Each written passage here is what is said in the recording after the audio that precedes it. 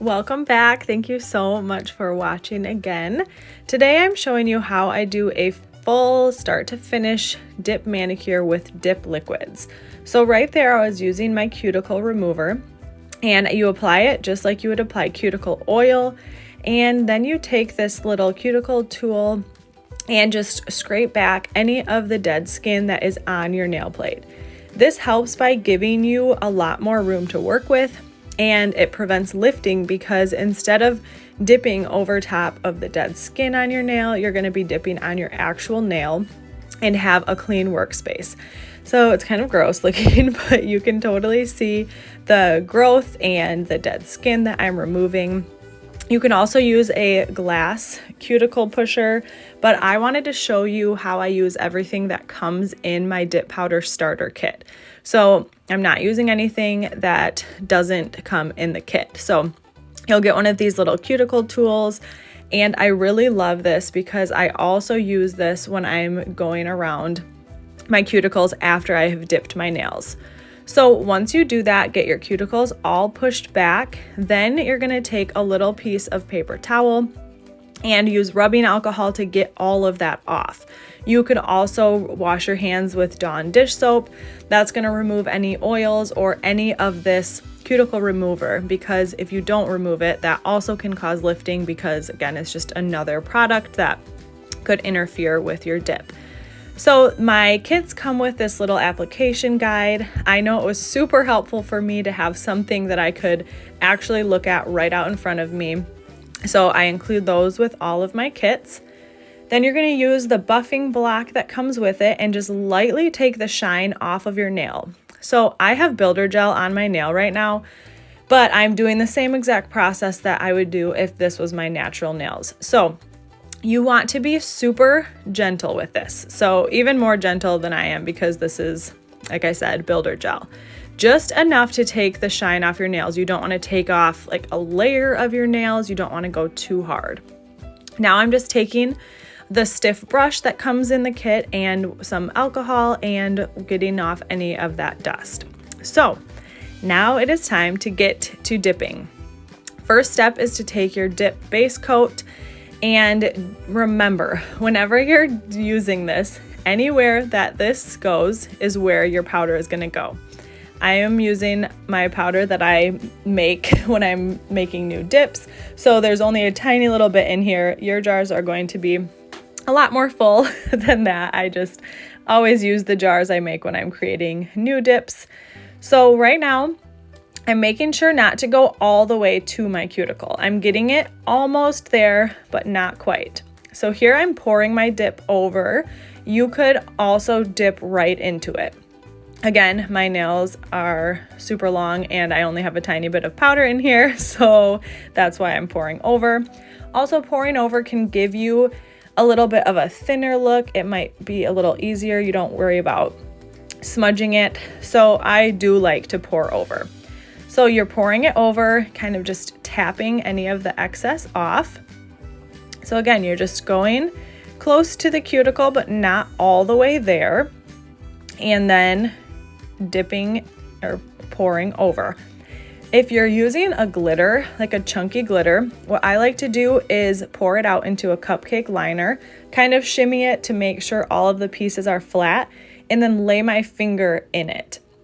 So that works with the chunky glitters or with foils.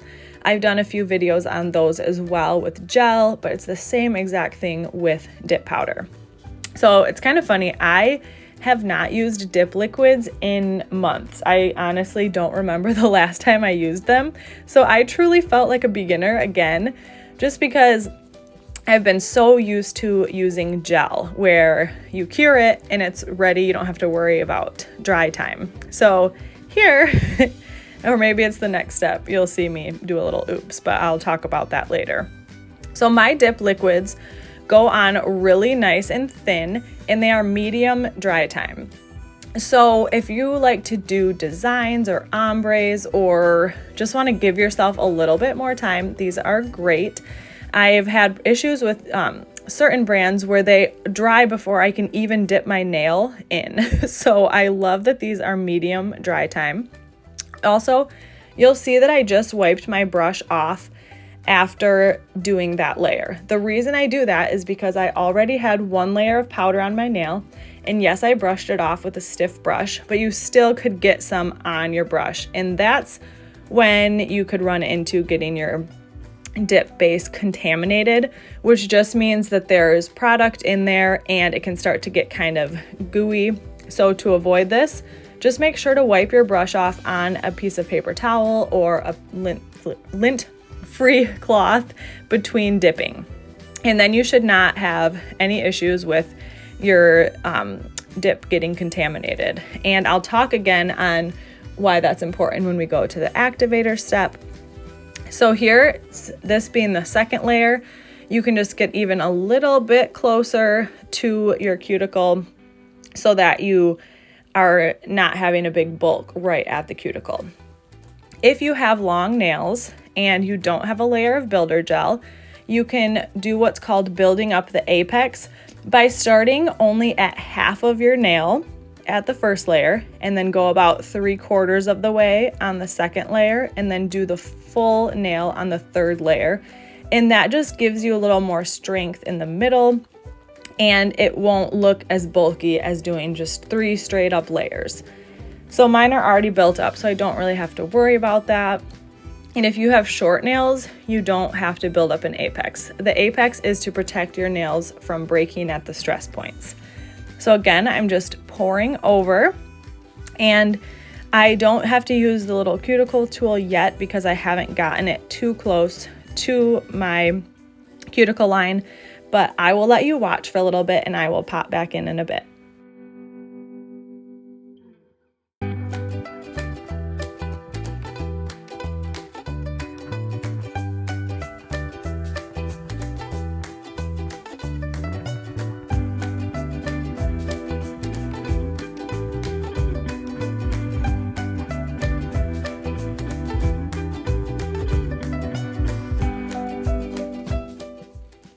So here you can see I did not wait long enough to brush off the dip powder.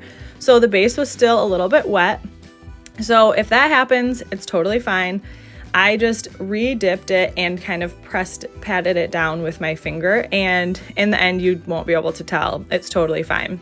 So if that happens, you can do that, or you can just buff it a little bit and take that rough layer off and then dip over, but it wasn't bad enough that I had to. You can always start by using a fluffy brush and then using the stiff brush, but I normally don't have this issue. Again, I said I haven't used these dip liquids in a long time, so kind of forgot. But if you're taking your time doing this, you shouldn't have that issue. So this is my final coat, so I'm doing it a lot more detailed, making sure to get any spots that were missed of the previous dips, and just making sure it's as perfect as possible. Here you can see I will kind of dip the tip of my nail in because they're longer, so sometimes it can miss the edge of it, so feel free to do that as well. And then here is where I'm going in with that little cuticle tool. You can see it's just removing the tiniest bit of product and gives you that perfect cuticle line that everybody wants. So I really like these tools. They're easy to use, they're really small, they're not too sharp where you're gonna stab yourself, and it is really helpful in perfecting that look and just getting that really perfect cuticle line. So again, here you can see I'm kind of laying the brush down, what I just did, and then pushing it back towards my cuticle. So then I'm not gonna get that flooding of the cuticle where there's a ton of liquid and it gets super bulky and you have to file way more. So there you could just see I kind of just push it down and then push it towards the cuticle without pushing it totally into the cuticle. So again, I'm just doing the same steps, pouring that over and making sure it's nice and even, getting the tip of my nail and the edges, and going in with that little cuticle stick.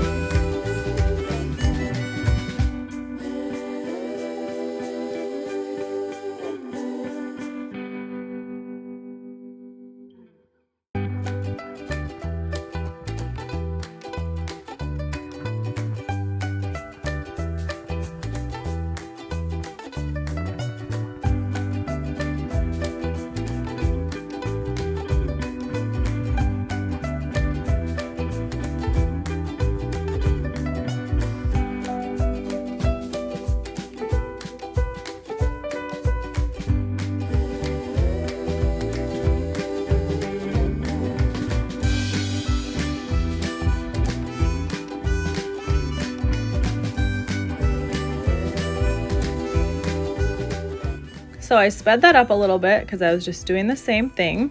Next, I was just kind of feeling to make sure that they were dry. So you can kind of put your nail in it and make sure it doesn't dent very lightly, because you don't want to make dents if it wasn't ready. But then I can tell it's ready to brush off. And you could see I did the underside of my nail. If you're dipping your finger into the powder especially, you want to make sure you get the underside so you don't get a bunch of bulk there. Then my favorite part is the activator. It just really shows, I don't know, it brings it to life more, what it's gonna look like in the final product. So you take a really generous layer and slather it all over your nails. I like to go through this and do 2 layers. It's not necessary, but I feel like it won't hurt. So I'm just doing 2 quick layers of the activator. And once you do that, you're gonna wait 2 minutes for it to harden and activate it so that you will be ready to file and buff. So I like to tap my nail. You will hear more of like a clicking sound once it's ready. You can use a file. Sorry about that. My husband was asking if I want eggs, and yes, I do. So anyway, I used a file to kind of hear the sound. It's kind of like, yeah, you'll know. It sounds hard. It doesn't sound dull, like it's still wet. So here I'm speeding up the process since you've all seen me do lots of these videos of the filing and buffing. But here's where you're just perfecting your shape again, because that dip is going to add a little bit of, I don't want to say bulk, but just extra layers. So you're just perfecting your shape. I pretty much always do this almond shape. I just love it so much. So when you go into doing your dip, you almost want your nails to be thinner than what you actually want for your finished product, because like I said, the dip powder is going to add a little bit of bulk. So I always try to remember that and do my nails, file them more drastically than I would. So here it is, just getting it kind of back to where they were before. And this is why it's so important to cap your edges. You could see me doing that. It just means I was getting the dip base all around the edges of my nails so that it is bringing the dip to the edge, because then when you file, you're not going to have the tips exposed. So you're not going to have like a layer of dip powder and then your natural nail where it could separate. It's still covered and it's still protected by that dip. So after you get the shape how you want them, then you're just going to go in with this buffing block and lightly buff. These powders are super forgiving and make it really easy for you to not have to buff a lot. And same with the liquids. They go on really thin, so you're not going to have to do a lot of buffing and filing. That's what I love about these. My goal is to have these manis done a lot quicker and save you some time. So I am using this color called, oh my word, now my brain isn't working, Fer Crying Out Loud. And it's this beautiful pastel green, but also kind of bright green. I don't know how to explain it, but I'm normally not a green person, but I love it so much. So there I just brushed off the dust, and me, perfectionist, fixing my pinky a little bit. It wasn't exactly how I wanted it. And so I'm just kind of fixing that shape a little bit. So you could spend so much time and it's just however your preferences are. So once you're done with that, you go in with another coat of the activator. The reason you do this is that the top coat actually needs the activator to dry. I don't know the science, I don't know exactly how it works, but you need it. There, I'm just rubbing it in with some rubbing alcohol and really getting it in there, because you don't want the layer of it on the top because it'll harden your brush. So I like to go in with rubbing alcohol or just a lint-free cloth and wipe it. So with the top coat, the first layer of it, you're just doing a quick layer, like 2 strokes, and that's it. You can do the more perfecting on the second one. You really want to make sure to wipe your top coat between nails before you dip it back in, just again so it doesn't get contaminated, so that the activator doesn't do its job and activate your top coat in the bottle. So here I am doing a more generous layer. I'm really making sure to get every single spot and capping the edges. And I love this top coat. It is so shiny. It looks like gel, but it's not. This is just a dip top coat. It goes on super nicely. And if you're someone that doesn't like to do UV, you don't want to have to invest in that too, or just don't want to expose your body to that. This is a great option because it'll give you that gel-like shine without the gel. I still am partial to gel. It's just easier for me, but this is a great option for that shine. So again, I wiped my brush off and I'm just getting it in nice and perfectly. I really love these brushes. They make it easy to really get in there and put it on nicely and evenly. And yeah, I'm done. I'm just really happy. I haven't used these dip liquids in so long, so I do feel like a beginner. Obviously, I'm not, but it feels like that. So yes, this is everything that comes in my dip powder starter kit. So even if you are an experienced dipper but want to try a different brand, this is a great option because you get the dip liquids, you get 2 colors, and I always throw in freebies. You get the cuticle tool, a file, a buffing block, and cuticle oil and cuticle remover. So there it is. Look at that shine. It is just so gorgeous. So here's the cuticle oil. Yours will be full, obviously, but this is so important to help your nails to grow, to nourish them, and just putting the cuticle oil on and rubbing it in is going to help your nails grow. So something you don't want to skip out on. There's so many amazing scents, and my kits automatically come with the colors Ballet and Bougie, but if you ever want to message me, email me, tell me different colors or what cuticle oil scent is, I can swap them out for you. So here's the finished product, and I'm even going in with a little removal video for you. So I totally messed this up. I had to improvise. I normally like to use a Yeti tumbler, fill it with warm water, and then put a plastic baggie over top of it so that it's sitting in the water. Then you're going to use 100% acetone. I actually like the Blue Onyx brand better, but this is what I had.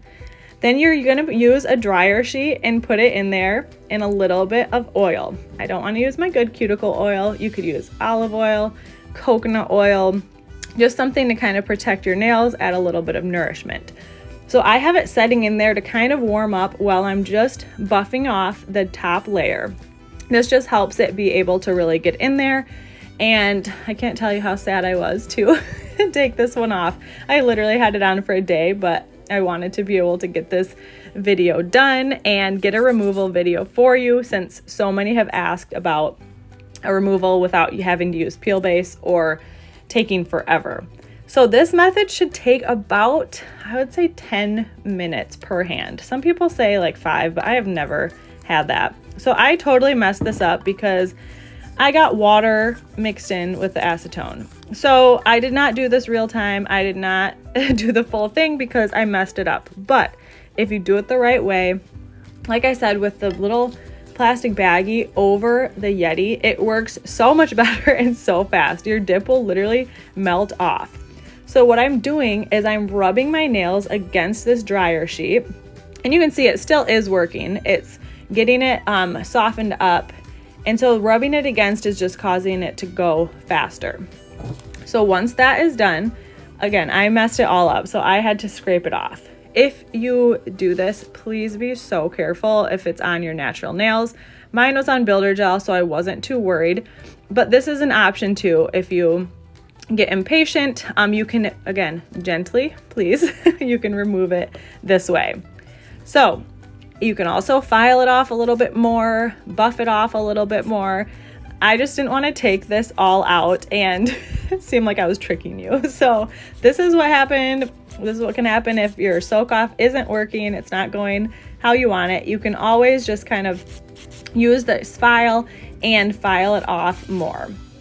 Again, it would be ideal if you had all the right things, but this will work too, and it'll get what needs to be done. I like this too with the baggy method because it does make it so much quicker. So your nails aren't soaking in that acetone for so long.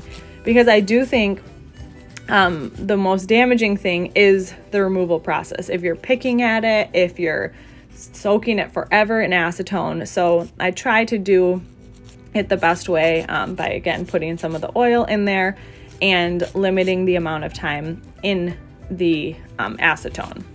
So then I'm just trying to get any remaining off, and you can see this is what they should look like right after. They shouldn't have the chunks on them. So hopefully I can make another one of these, but this still will show you how it's done and how you can remove them. And then load them up with cuticle oil, especially after soaking off.